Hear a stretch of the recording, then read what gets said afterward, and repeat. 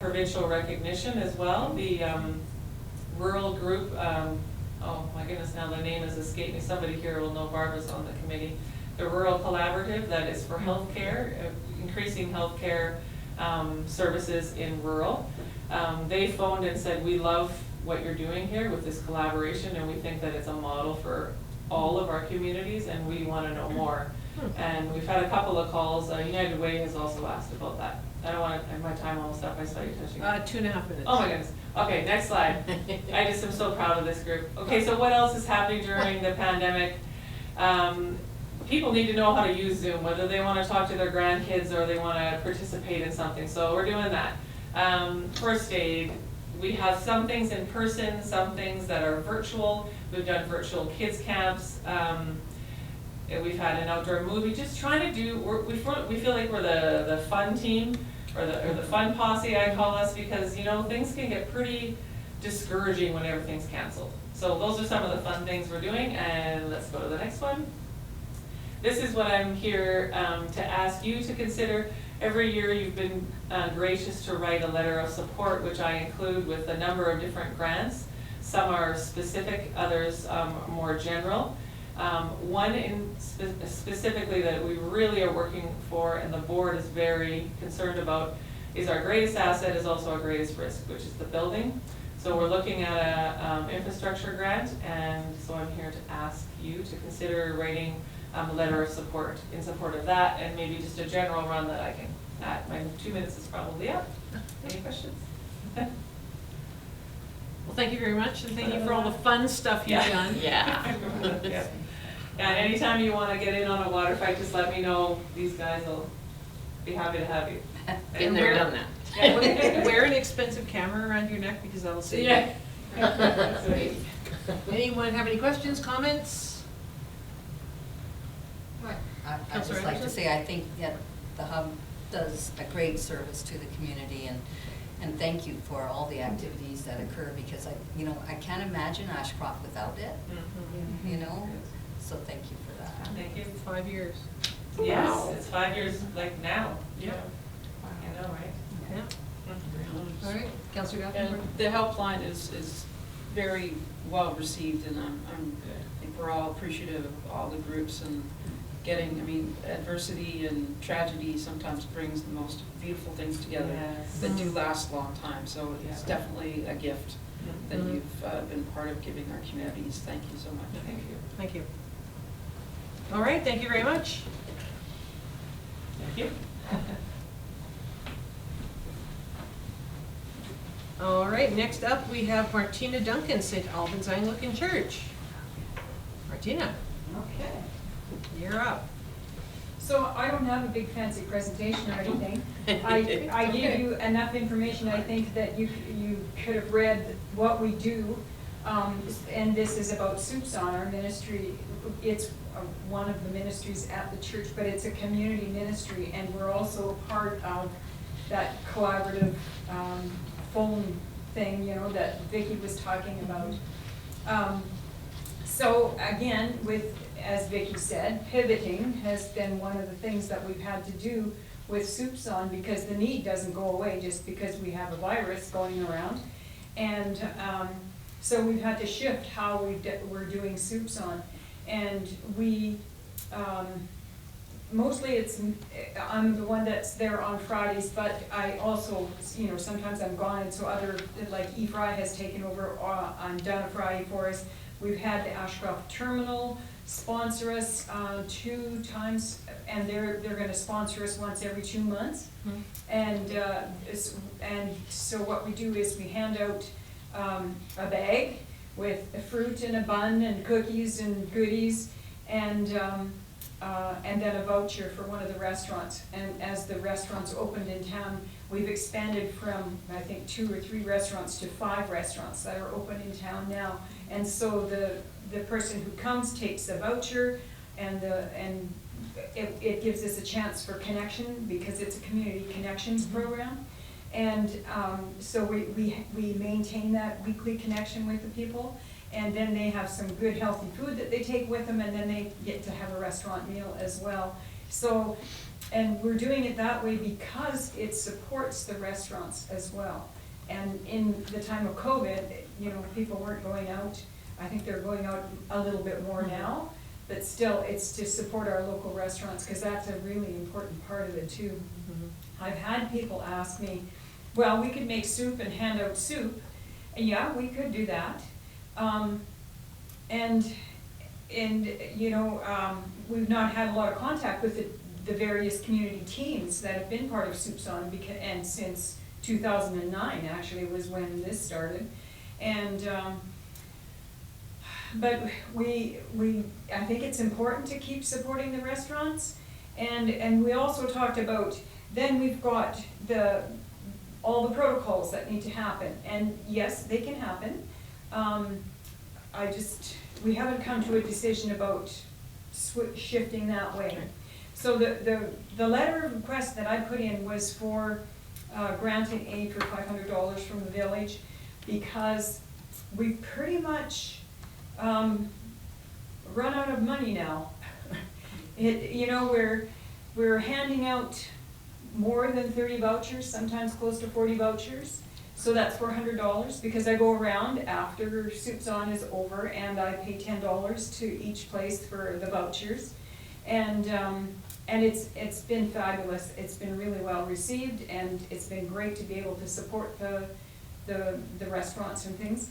And now we need some more sponsors to come forward to help us and so it would average at the most about $400 a week to sponsor. So if we get our grant and aid from the village, that would help for 1 week. And on the voucher then, whoever sponsors it is noted on the voucher as well, so that and we tell the people. And when we've had the Ashcroft Terminal people here, Mike Bell is the human resources, and so he brings a couple of people with him, and you wouldn't believe the neat connections that happen with the guests who come. Meeting people, you find out all kinds of things about people. It's been a really neat experience, and they're very thankful too to be able to be taking part in the community in such a valuable program. Yeah. So, any questions? All right, thank you. Sort of, I know you're talking about, you started, I guess, to have those conversations around when to go back to the model that you used until March of this year. Mm-hmm. And I understand that there are lots of challenges, difficulties, and also supporting the restaurants, which I think is great. But I mean, have you had any discussion around the social aspect? Because I understand that's really important too. And Mm-hmm. I don't know, are people getting that as much with the current model, or? Not as much, Right. but I guess it's probably selfish on my part, but it's one of the reasons why I like to be there on Fridays, because we maintain that connection, and there is that, I purposely don't slice and butter buns and get everything all ready that way. I'm doing that while we're talking, so it's just a nice way to connect with people and say, how are things going, everything okay, and how are you doing, and so it gives us that bit of time to connect with the people. Right. Yeah. Have you considered going to a hybrid model where you sort of do maybe to start half and half social inside the way you used to, especially in winter, and half the voucher system to kind of maintain that support for both? We'll have, it'll be something that we will be talking about, especially since the weather's turned and because I've been doing it outside. It's been lovely to be outside and have the connection with people and then give them the vouchers. But yeah, we're gonna have to shift to inside, and that would be a good thing to consider. Yeah. Any other comments, questions? No, it's a great service, and it's hard to believe it's been 11 years. Yeah. When you said that, I thought, no, it can't be. Oh, yes, Yeah, it it is. was January 2009. It's like, wow, Yeah. didn't that time go? Thank you very much. All right, thank you. Okay. And last but certainly not least, we have a delegation for Mr. Robert Landucci, who I understand is represented by Mr. Santo Tallarico. The floor is yours, sir.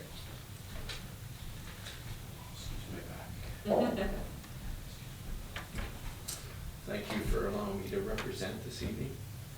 On behalf on Mr. Landucci, and we have a joint venture with the Landuccis on the Government Street development. I'm sure is council all aware of the Government Street development and so on. So just a brief overview from our end.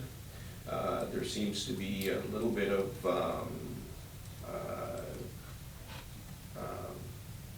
how should I put it? The culverting issue, for lack of a better term, drainage study, etc. So just to clarify, the Landuccis and myself are quite prepared to move ahead with the culverting that's necessary to over and above the standards that the municipality would like. And but the hang-up is the drainage study. So I'm here to answer any questions regarding the development, so we can move this the Government Street project forward quickly. So that's why I'm here, that's why I'm presenting. Hopefully I can answer the questions that this council has and give some input on where we stand. We need to move ahead for various reasons. We want to get that project off the ground, but to do that, we have to have a clear and concise budget. And we have to know where our end point is going to be and a price point is going to be for our development. And we can't do that waiting for a study that we feel is not our responsibility. And two, we can't move ahead until we have an end point. We have a detailed budget to follow and offer to potential buyers. So it's important.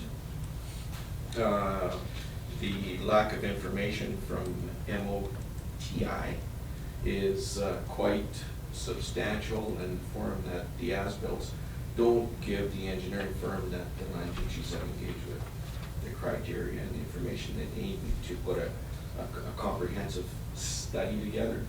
And again, we're going to reiterate that we're not prepared to go to that study phase. The cost is associated somewhere between $60,000 and $80,000, which is going to add a lot to the cost of that subdivision. At this point, I'm open to answering questions. I'm not going to be long-winded on the subject. Okay, thank you. Anyone from council have any questions, concerns regarding the development on Government Street, the culverting issue? No? I might have a comment. Councillor Anderson? Thank you.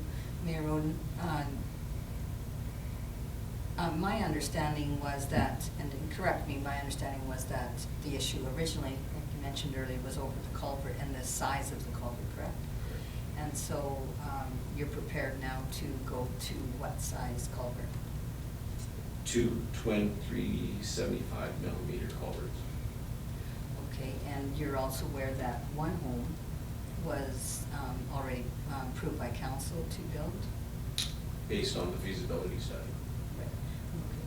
So there's the feasibility study, the cost of the study would be passed on to the developer, and subsequently at this point it's one home, so $80,000, one home.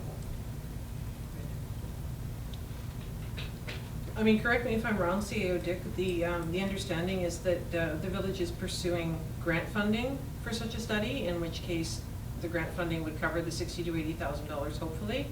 And also my understanding is that if there were any costs that were not covered by grant funding, if there was a shortfall, then that would be shared amongst all developers of properties along Government Street, not just the Landucci development, but What future is that developments. number? Sorry. Pardon me? What is that number? What is the number that it shared?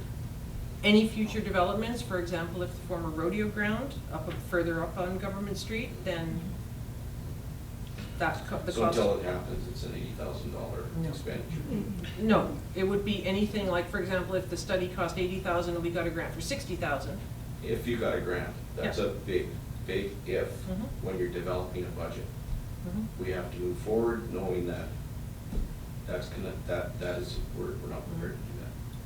COD, do you have any feeling about grants out there for this sort of a project? Yeah, I do. And CFO Bella is working with Urban Systems for another project that we're doing in North Ashcroft that's pertaining to storm drainage, storm water, storm sewer. And we felt that we could link the two projects together that would address the runoff from Highway 97C, Elephant Hill, and going down Government Street. So it would be all encompassing, and we have been moving forward with that. I believe CFO Bella has a meeting with the engineers that are looking at the storm sewer system later this week. So we are doing everything in our power to move forward with it. And I do believe when we discussed, or when council made the motion to proportionately build back the lots, it was to consider the size of all of them. My understanding, and maybe it wasn't clear enough, was that we were to look at all of the potential development, including the Porter property. And we can guesstimate, we could, if we had to proportionately build back, it would be by land mass, not by per lot. So if, you know, the Government Street property is, I don't know what the exact lot size or hectares or acres would be, it would be proportionate to the 6.57 hectares that Porter property is. So that would all be taken into consideration. CFO Bella. If I may. So the question is, you would like definitive figures now. We'll be estimating how much the development would be, right? So we can come up with potentially how that would be split out. We're moving with grants. That doesn't mean we will get it. We're trying to squeeze it into one of the infrastructure grants. So I'm meeting the engineers later this week. But at the present time, if there's a desire for figures, we could provide potentially and then move forward. But it would be an estimate based on potential development over time, not just this property. And then we could come up with a proportional share, which would give you a figure to move forward with, so it doesn't stop your development. I'll just make it clear. We're not prepared to pay for the grant or for the study. That was brought forward by Mr. Landucci. So we would be paying for the study, and then we would be billing you the proportionate share. So the question is, would you be prepared to pay the proportionate share? That's not my understanding. So then, that's the problem, is our bylaw at this point in time requires that the calculations of upstream rainwater needs to be considered by the developer in the proposal. And what we requested initially was an engineer's letter, a stamp, saying that the culvert that they're proposing will meet the water runoff coming from upflow properties. And that's what we have to do for our due diligence, and we have to follow our bylaw. I'm sure you can understand that process. Absolutely. So I don't know where the compromise is. I think the village is doing a fair bit by saying we are willing to cover the cost, present a proportional share, and just charge the proportional property. Beyond that, but we are definitely working within our bylaw to get those figures and stuff. But the village cannot cover the cost of a private developer in developing, more so than a proportional share. And we did, if I may, Your Worship, we did seek both planner advice and legal advice on this. Were we asking outside of the norm, were our expectations too high? And both our lawyers and the TNRD planners that we work with said this is common practice in most municipalities, that this type of calculation is required by a developer when they're putting in culverting for new proposed subdivisions. Thank you. You understand our Absolutely, the absolutely. The catchment area is Highway 97C. They have 5 catch basins with 4-inch or bigger discharges from Government intersection to the top of the hill. That is where the main problem exists. We're not prepared to pay for that. That is an MOT issue, not ours. Yeah, I agree. All right, any other questions? Councillor Tui? Thank you, Mayor Roden. I'm just wondering, have you contacted the highways as well, yourself, to discuss with them? The engineers have provided or requested information from MOTI. Okay, And what that about information costs? is vague. Yeah. Blueprints are vague. They need that to move forward if we were even gonna entertain that. Because I know it's I mean, if you compare it to the whole area, those 6 or 8 lots is a very small portion in comparison to what your percentage would be. Mhm. I mean, it may be 25% and we may get a grant for half of that, so, The question is, you Yeah. may, or if, yeah. at this point, that isn't good enough. So, you know, a brief overview, what needs to happen in the study, and I'm sure, you know, you guys are aware of that. You know, they encompass LiDAR, which is expensive. The area that they have to encompass and look at topography is between 50 and 60 acres. It encompasses Elephant Hill all the way down to Government Street. The study takes anywhere from 4 to 6 months to complete. We're not sure exactly what that cost is, but we need to move forward now. And to be quite honest, it's an MOT issue. Your Worship, I was able to convince the provincial government and get LiDAR data for free. So we'll be proceeding with that, incorporating that. I'm not sure whether it covers the whole area, but a substantial portion of it. So we've already started moving forward to get some of the rationale for the drainage done. Okay, thank you. Any other comments, questions? No? Okay, thank you very much. So we'll have an answer shortly. Is going to be included in new business in tonight's meeting. Thank you.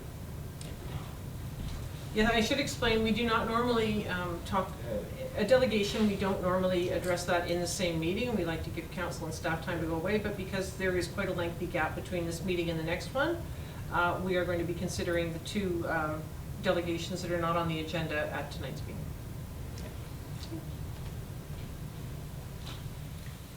Thank you. We move on to item 4, which is public input, questions and comments. Are there questions and comments from the gallery?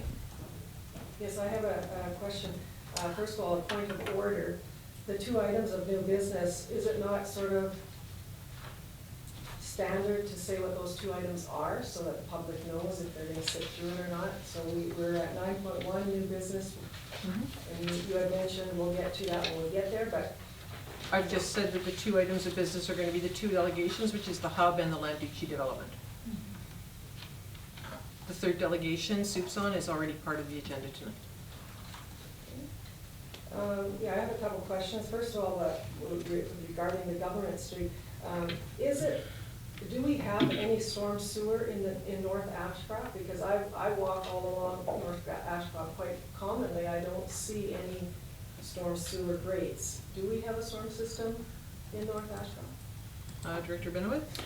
Yes, we do have, mostly the storm sewer catchment basin starts from Ranch Road, goes down along Ranch Road, catches up, they're mostly open ditches.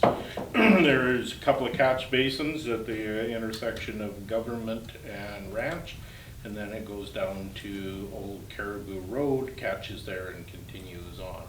And along Government Street, there's a couple of catch basins there that take some water, and a couple of catch basins that hook up from Elm Street and then comes down to Government and carries along that way and goes to, connects there at Old Caribou Road and Government and heads towards the CN tracks. Are they mostly open ditches, is that what you said? 50-50. There are catch basins. Okay, so is there any, if you go ahead with the development and these storms, because of climate change, increase in volume, and we've seen how fast that can change, who is going to take on the liability if you do indeed decide to go ahead? That's why we're doing the study. Yeah. We need to do the study first before we start looking at liability. That's fair enough. I just have a few terms here. What does MOT stand for? Ministry of Transportation and Infrastructure? Thank you. And what is LiDAR? Your Worship, it's laser imaging, I forget the full term. It's basically shooting lasers from a plane to get the topography and the vegetation cover. So we can have very much detail. Right now, when you look at maps, you see, 25 square meter maximum focus. When you come to LiDAR, it's within millimeters and centimeters. So that's needed for appropriate modeling for water flows and debris flow systems. Thank you. Yes. So question on 5.1, the sign bylaw. Just wondering, I didn't see it in the budget, so I probably missed it. I just want to know what the cost of that commissioning was. Sign by law? Yes. The sign bylaw, it's been in process since before I got here, so I don't Yes. truly know, but I'll look at the info and get back to you. Thank you. And regarding the sign bylaw, so I'm not too sure, I don't understand all the regulations for standard signs or signs that are static, but what about signs that are like, is there any limitations on protest signs or anything of that nature, on lawns or marching or anything like that? There's nothing covered in the sign bylaw. I would imagine that any sign that someone is actually physically carrying in the street would not be covered because they will be walking down the street and then they will be taking it home with them. And I believe any kind of protest signs, if you were to put a Black Lives Matter sign in your front lawn, it would be the same as, it's your private property. So you can put a sign there, the same as you could put an election sign, campaign sign. Thank you very much. Provided, of course, there is a provision in the sign bylaw that it cannot contain offensive language, abusive, etc. Okay, excellent. I have a whole bunch of things about the annual report, but it's mostly grammatical errors and formatting and incongruity, so I'll leave that for now and maybe give you if I have time, I'll name some of them. On page 68, however, of the annual report, it said there are 3 significant development proposals were proposed, and I think I see 2 of them. That was the Porter property and the Landucci property. I'm not sure what the third one was. On page 68, is that page 68 of the agenda or of the annual report? 68 of the agenda. And I'm sorry, I don't have connectability, so I can't check that, but I think that's the page.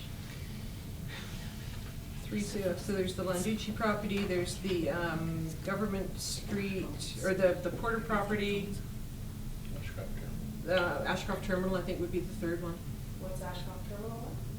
Ashcroft Terminal would be the third significant development proposals, because they are moving ahead with more development on that property as part of their build-out. So is that the spur lines, or are we talking something else? It's various plans that they've announced. I believe they've announced some warehouse space that they'll be, or some storage space that they'll be building out there, a new office. I think there are plans for the spur lines, et cetera. So we were informed last year that that was going to be part of their build-out, that they received the infrastructure funding from the federal government. So all of those developments, well, I guess the Porter, perhaps not, they haven't gone, do they have to have public meetings for the Landucci, the Porter, and the Ashcroft Terminal? Porter's did have a public meeting, or else maybe they just sponsored it, but. The development company that was planning to do development on the Porter property did hold a public information session, and that was more being sort of good stewards and good community relations. They were not required to do that, but they wanted to get out ahead. At this stage, no, they do not require public. They do not require public meetings about the development that they're doing. But they do require a development permit? Yes. I believe, yes. Yes? Yeah. The Public Works report, I'll go through the chair. The road patching, it says road patching is underway, and I'm just wondering if there are going to be any patching of the potholes on Elm Street down to Desert Hills Market. They have not been addressed, and they are getting bigger and bigger as traffic has been steady all summer on that road, and it's one of the busiest roads in Ashcroft. So that's page 127 of the agenda. Director Vandermeer? Your worship, they are supposed to be addressed as time permits, yes. Okay, thank you. Thank you. And For clarity, may I? Mhm. The report only, the annual report only talks about items up until December 31st, so any road patching that's relevant, that's. This is in the Oh, Director sorry, Benowitz sorry. Public Works report. I was still typing an annual report. Sorry. I know. Is there the other Apologize. one? I want to get back to the annual report, but I don't have enough time, so. And the EDTC committee, the last one, page 161, I do have a page number for that one. I'm wondering why there's a need for a confidentiality agreement. Are the meetings not open to the public?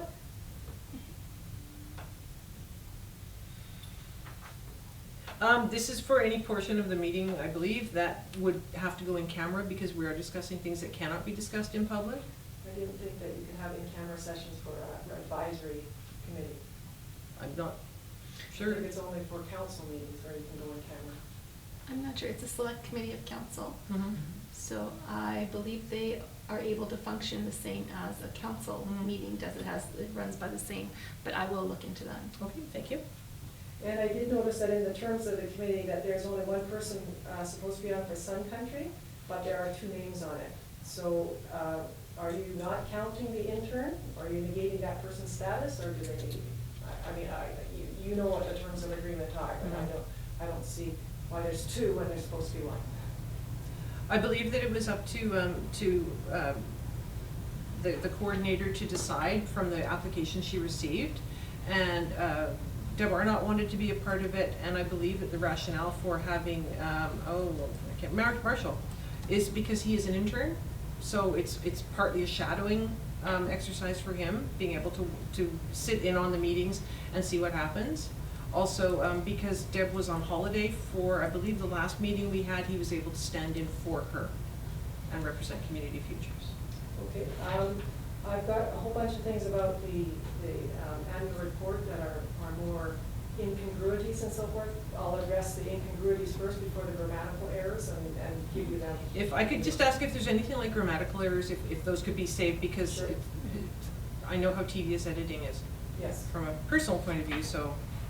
Okay, so incongruities, Ashcroft Terminal Working Group is not a standing committee of council. And If we have, could get page numbers, that would be really helpful. I don't have, I think it's on, when it's council participation, council appointments, maybe page 62, somewhere around there, Page 56. 56, sorry. And you had mentioned, CAO, Dick, that it was for 2019 only, and the Ashcroft Terminal Working Right. Group was 2020, so Yeah, it should you're not right. be on there You're right. as a standing committee for this year in any case. And as there are no council members for the committees, is there no council member for the Board of Variance, Labor Management, and Safety Committees? There's nothing listed there. It was just the committee. Board of Variance, I know, is not made up of council No. members. Those are appointed from members from the community. And safety committee is it's a management and union employees, safety committee. Okay, so there's it's No not council. a council meeting, council. So I'm just wondering about standing in for council appointments. Shouldn't you say council appointments and participation? Because a lot of those committees that you are on, you're not really appointed to, you're volunteering for. You're appointed to committees and commissions, standing and select committees that are part of council, that according to your bylaws, procedural bylaws, and the community charter. But when you're volunteering on committees, I think that you can't say that you're appointed to that committee. So I think if I you think just we add. could do a simple amendment, council appointments and participation. Yes, that's what I was gonna suggest. And there's some incongruities with the charts. CFO, the finance one on page 58, the accounting assistant, it says that's only two people, the CFO and the accounting assistant. But then on page 62, you said there are three people in the finance division: accounts receivable, cash, accounts payable and payroll, and CFO. So that's three people. And the other, on page 58, you're saying two people on the chart. So there's an incongruity there. Your Go ahead. Your Worship, there's two people belonging to the department. The third person is a shared role, and primarily front. Thank you.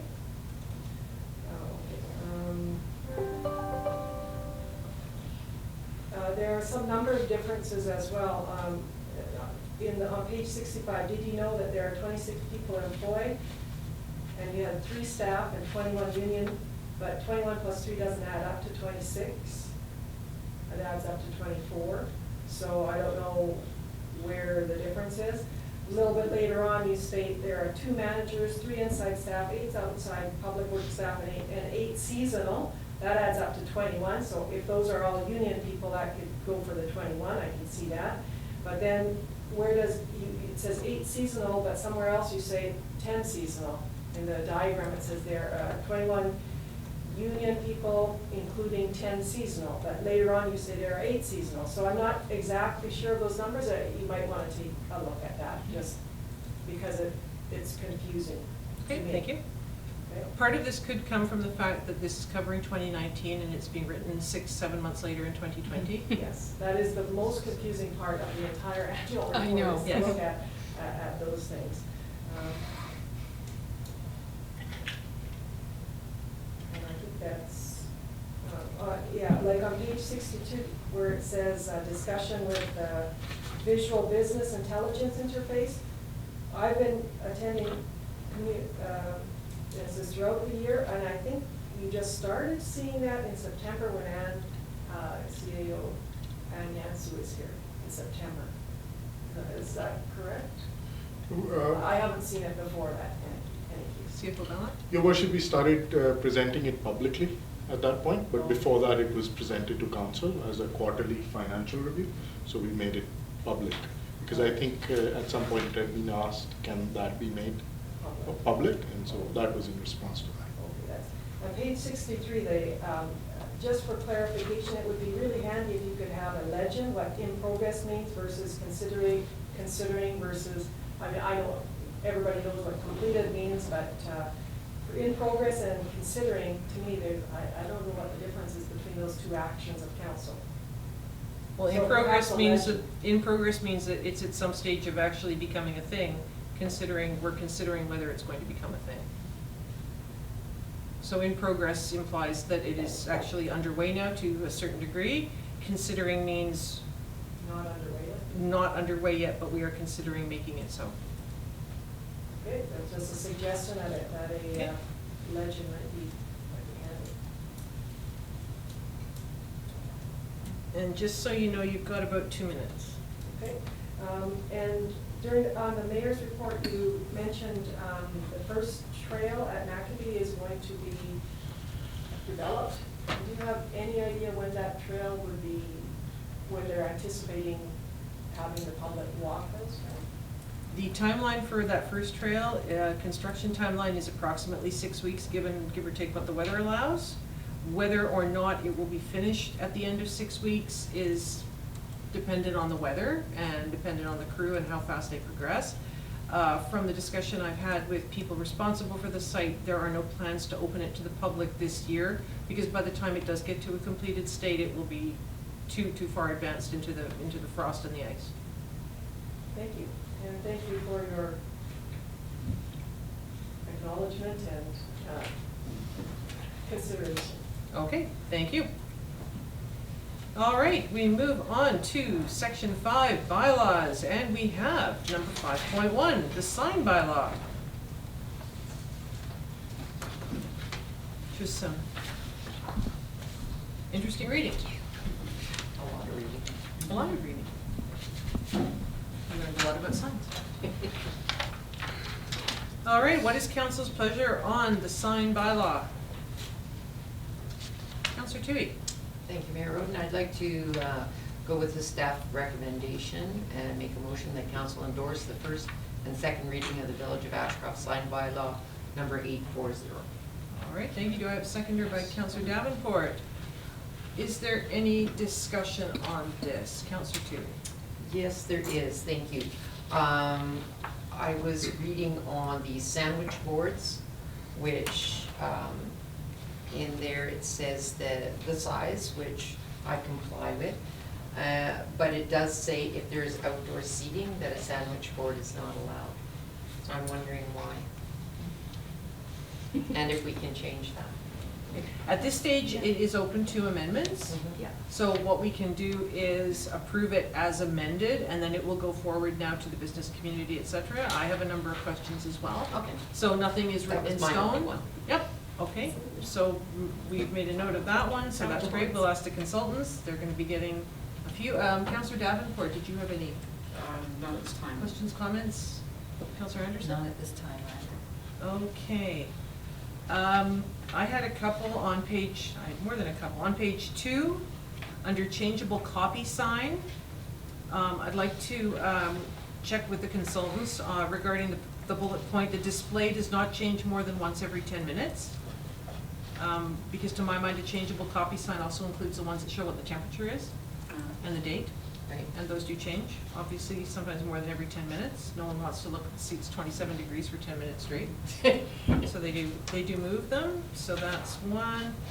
On page 6, under temporary signs, like to direct the consultants to look at amending number 8.2 about real estate signs.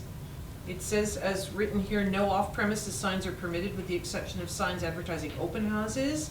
I'd like an amendment to be added to that, or an addition, or signs directing people to the location of a house for sale on an out-of-the-way thoroughfare. Because you often do see on cul-de-sacs or dead-end streets, a sign on a corner saying house for sale that way, and as it stands, that would not be allowed. On page 7, location of signage. I was looking at number 13, the construction, erection, the posting, on streetlights, utility poles, fences, or on or above any street or highway is prohibited.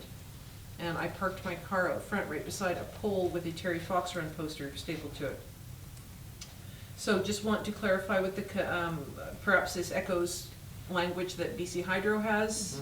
So just to make sure that that's why that's there. And I'd also like to see about striking on the same page, number 16 and 17, about no sign shall be placed, tacked, posted, or otherwise affixed to any structure, tree, pole, hydrant, bridge, fence, because that contradicts the previous one that says you can't do that.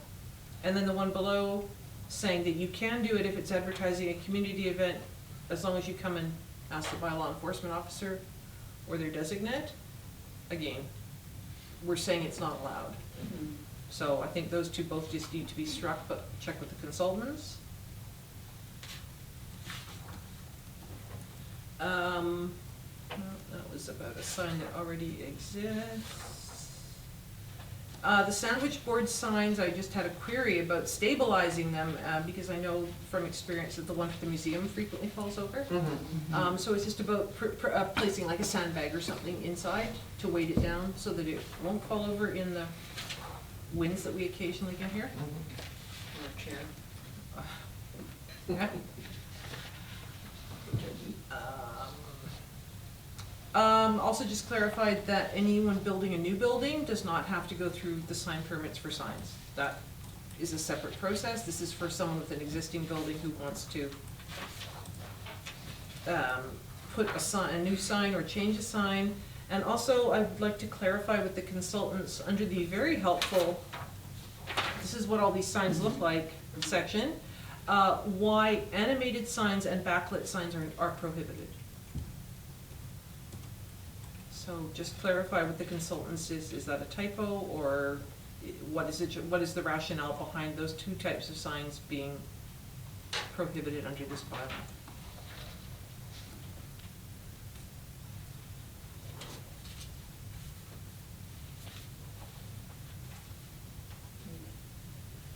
So since we have amended the proposed motion, do we need to make an amendment to that, or?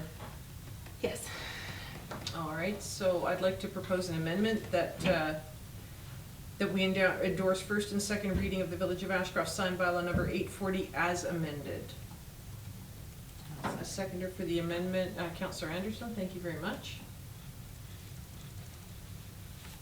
So, are there any further comments, questions, concerns?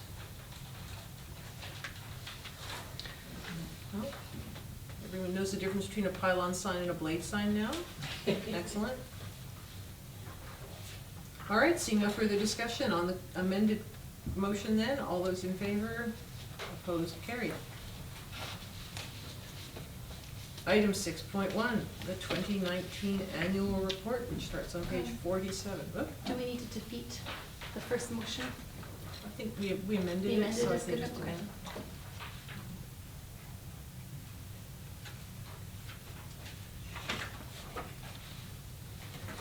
What is council's pleasure on the 2019 annual report?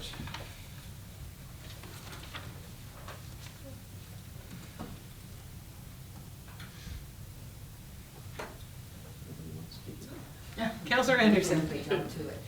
I'll make the staff recommendation, motions for the staff recommendation that council endorse the 2019 Village of Ashcroft annual report. Thank you. I have a seconder, Councillor Davenport. Any discussion? Great job. Councillor Tui. Yes, thank you, Mayor. Yeah, great job. I loved the photos and everything in it. I'm just wondering about any of the amendments. Would that be included in us? Okay. That's all I Yeah, needed to just know. make the motion to, with the amendments to, it'll come back to third, I'll make the recommended changes. and Okay, great, then bring it back for third reading. great, thank you.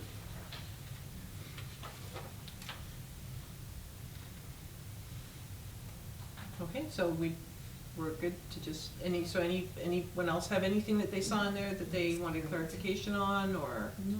No? It's great. Yep. Very good job. Great work on that, guys and gals. Could someone please tell me if Jonah's like frantically signaling, because I can't see him, and I, All night long. just throw something at me, Jonah, I'll notice you. Rabbit ears. Yeah.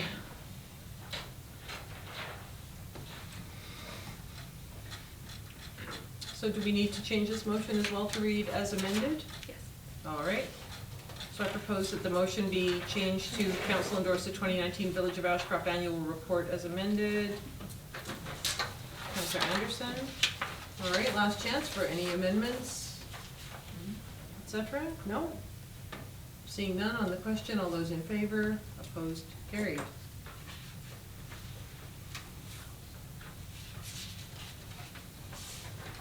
Move on to item 6.2, EMBC funding for a bylaw officer. That's on page 125.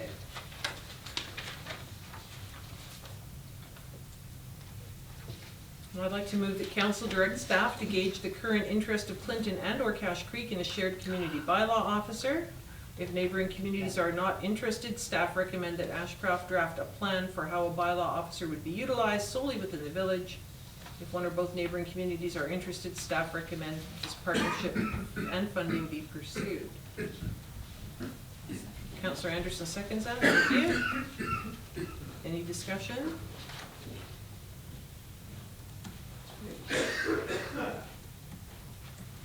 Councillor Just a Anderson? comment, really, I think it's really important that we do have a bylaw officer, so I'm very happy to see this, that we're pursuing that. It would be nice to see the other villages join with that, because I think, like I say, it's an important matter. There's a lot of things that are going on in the community that I'm aware of, that are against our bylaws, so at what point, there's gotta come to a point where we've gotta say something here and there. I mean, I think it's unlikely that if the other two communities did not want to come in, it's unlikely that we would be able to support a full-time bylaw Yes, officer. exactly. That's So true. it would have to be someone who was prepared to only do part-time work for the village. Yeah. And I think one of the ideas that previous councils have also floated of sharing between the three communities is that between the three, you would be able to have a full-time position, which would potentially make it more attractive for people who were interested in that. So, on the other hand, there might be someone who's retired or semi-retired and who only wants to do a couple of days a week. Councillor Davenport, then Councillor I T. think it's a great initiative, and sort of, because we're sharing the transit system and having that relationship, I'm hoping would garner a good outcome on this, and makes sense to connect all the communities and have the bylaw officers and officer in place in all the communities, and sharing that as well. I hope it's a successful initiative. Councillor Tui? Thank you, Mayor. I'm just wondering what the qualifications would be. Do they have to be a commissionaire? Is that part of? In the past, they have been. That was where we obtained bylaw officers from, was the commissionaire's office. I'm not sure, because I know that changed, that model changed a couple of okay. years ago, so. I know of at least one person in, I believe, Merritt, who had expressed interest to the village of Cache Creek in coming and doing part-time bylaw work, so. I mean, as the report points out, with COVID-19, that has changed a good deal in relation to bylaws and enforcement. And while the three communities are quite unique and each one might have different challenges in terms of bylaw, normally COVID is something that all of us are dealing with at the moment. Is there any further discussion? Councillor Anstead? Nope, Nope. I'm on page, you guys. Okay. All right, on the question then, all those in favor? Opposed, carried. For information, Public Works report from Director Benowith. Thank you very much for this. Does anyone have any questions or comments for Director Benowith?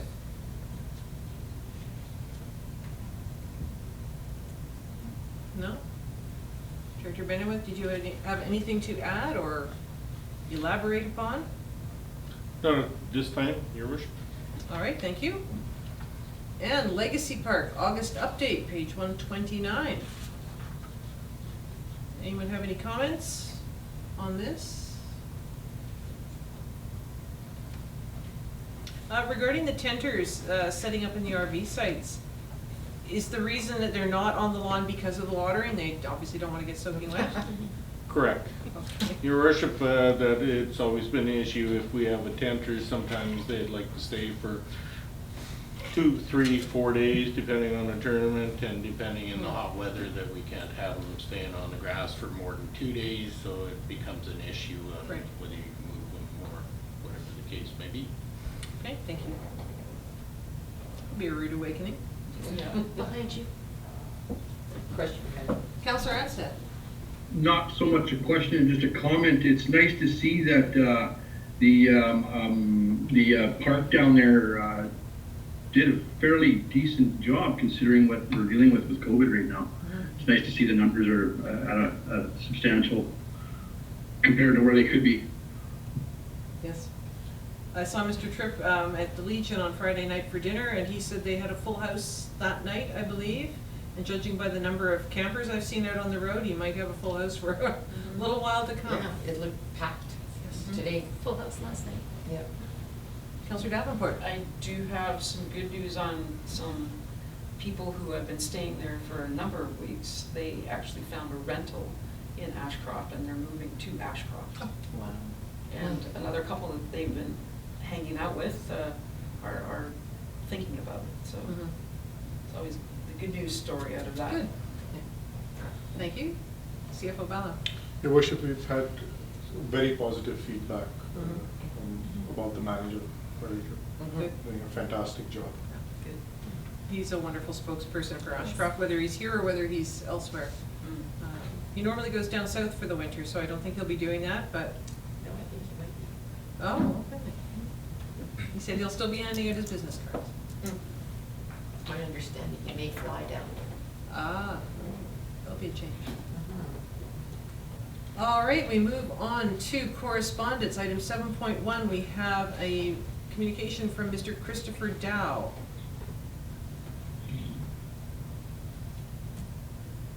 I would like to move that we reply to, or staff reply to Mr. Dow, saying thank you for his message, that we take our directions from the provincial health officer. And so at this time, we will not be taking steps to make the wearing of masks mandatory in businesses in Ashcroft. Second by Councillor Davenport. Any comments?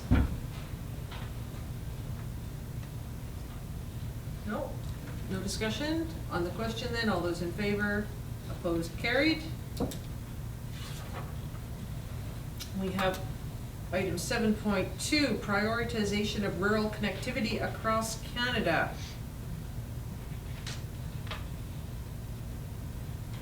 What is council's pleasure on this?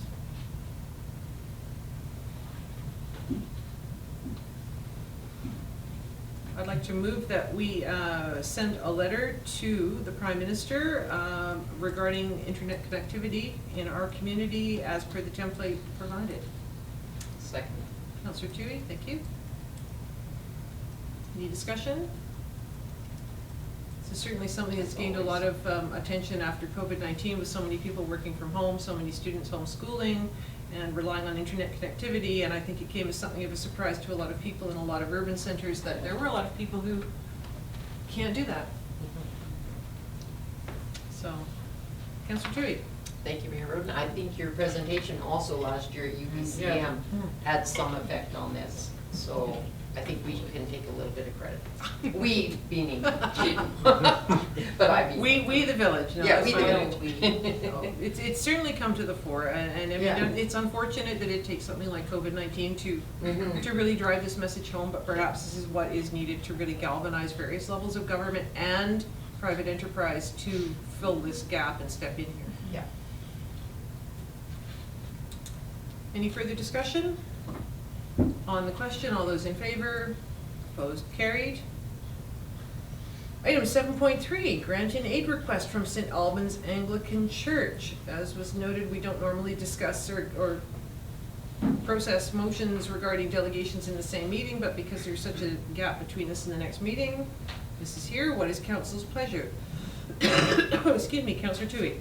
Thank you, Mayor Roden. I'd like to move that we give our maximum grant and aid amount of $500 to the St. Albans Church to help with their Soups On program. Thank you. Second, Councillor Anderson. Any discussion? No? On the question then, all those in favor, opposed, carried. And we have a grant and aid request from the Sage Sound Singers for their Christmas concert.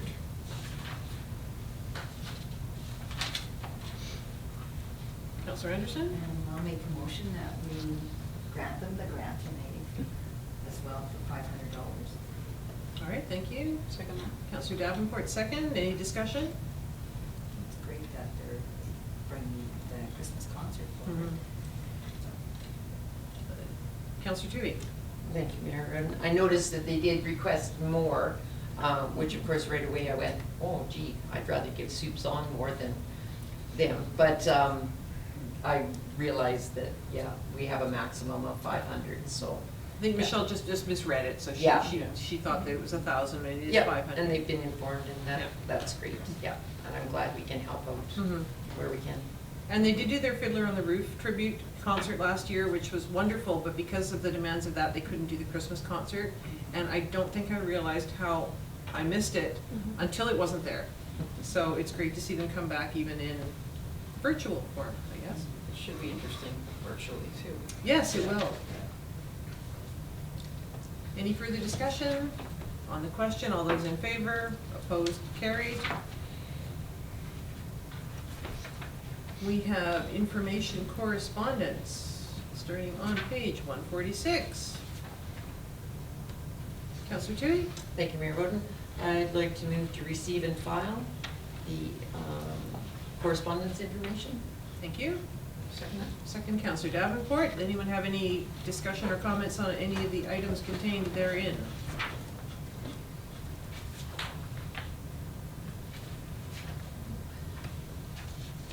No? Just one comment on the Lytton, the K-12 renovation project at Cumsheen regarding the naming. It's also interesting, Clinton Elementary closed in 2010. Ashcroft Elementary closed in 2015. Lytton Elementary is closing in 2020. So in 5 more years, which elementary school is going to be closing? Yes, they're running out. But the naming is going to be interesting because it could stay the same. It could go to Cumsheen Community School, the way David Stoddart went to that in Clinton, or it could go to with a whole different name, the way Desert Sands did here in Ashcroft. So.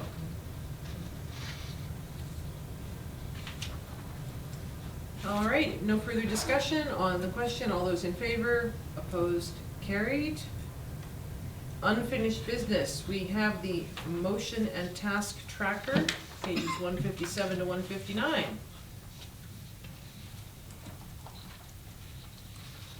Any comments on any of the items in the motion task list tracker?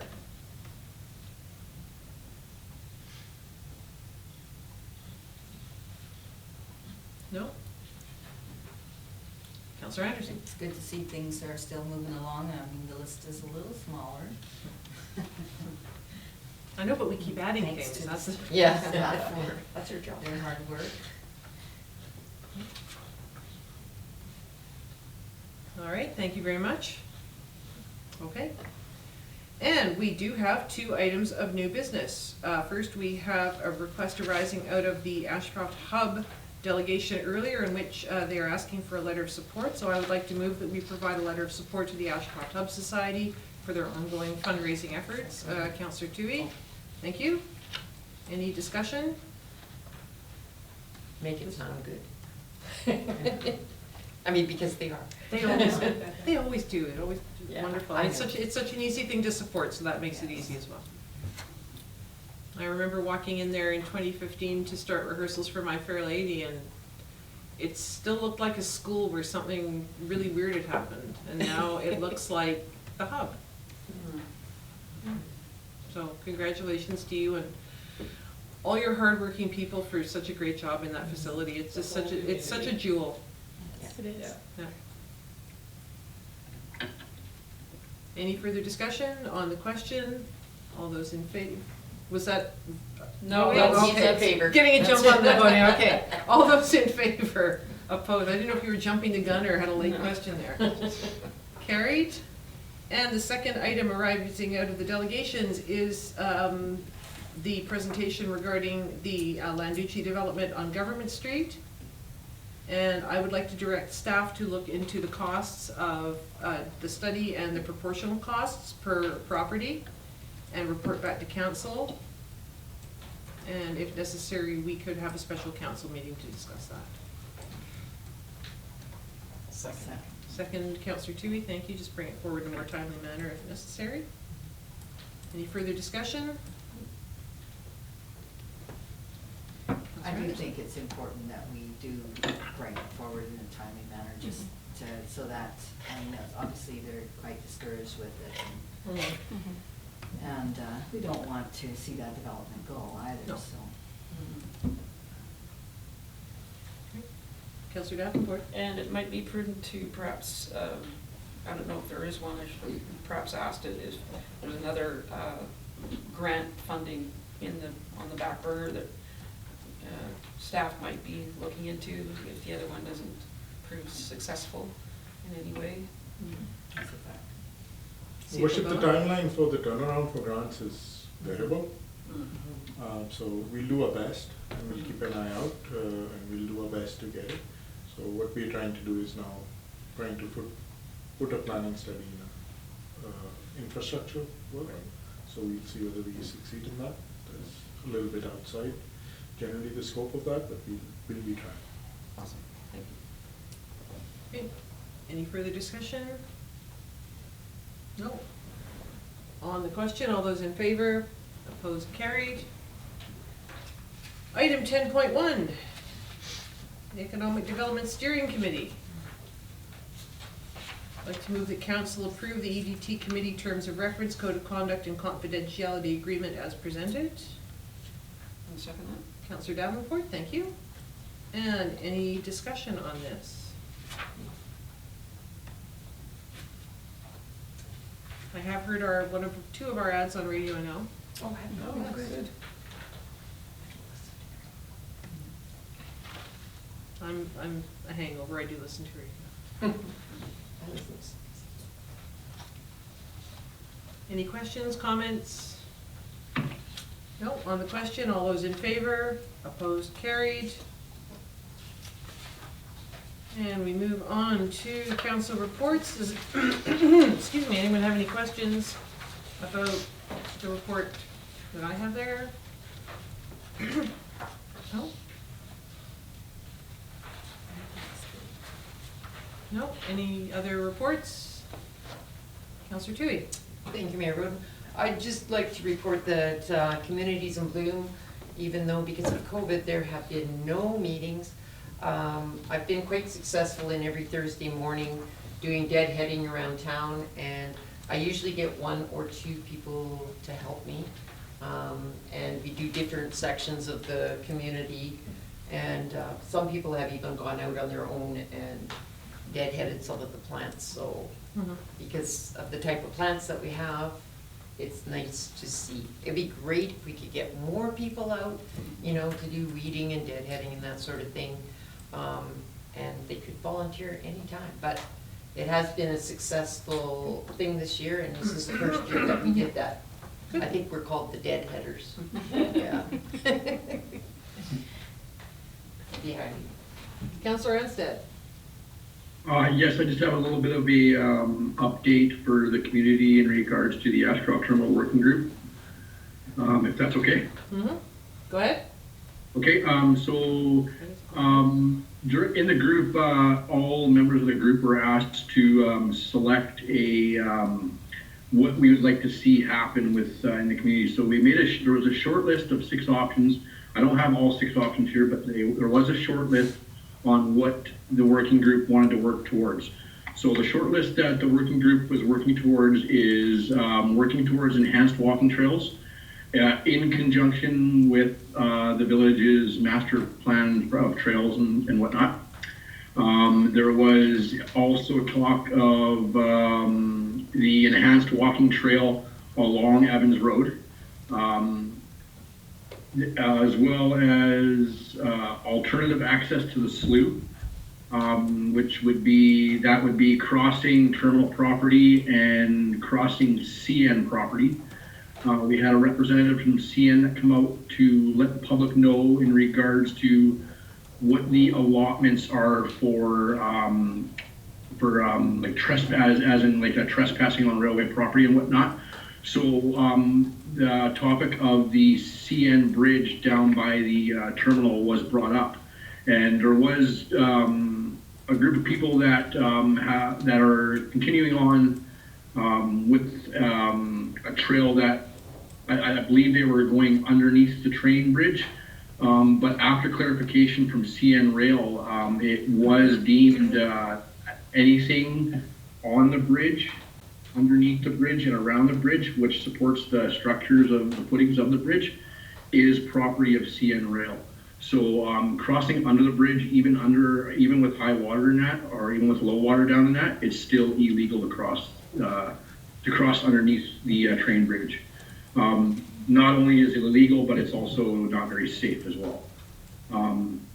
Another one of the things they were looking at is alternative river access and outdoor recreation in the area. And one of the areas that was of discussion is the boat launch area. We do have another meeting coming up here. These are all ideas that the working group has brought together to give recommendations to the terminal. This group here does not make the decisions on what's going to happen. These are just recommendations that we're working on to give to the terminal, and the terminal is going to go from there and go with what they see fit on their side. There was an acknowledgement that the Ashcroft Slough Society will continue to pursue access to the slough across Ashcroft Terminal and CN private property separately. But this option was not endorsed by the working group itself. So it's just a little bit of information for people out there right now. When I get the final report back, I will have a full detailed report at the next council meeting. Okay, thank you very much. Councillor Tui? Thank you, Mayor Roden. May I address Councillor Anstead? Certainly. Jonah, I'm just wondering if there's been any consideration given to working with Ashcroft Indian Band and using the opposite side of the river, where they call, what do they call it? Muscle Beach? Muscle Beach. Muscle Beach, that was one area that was brought up, but that's something that will have to be discussed with the local First Nations band.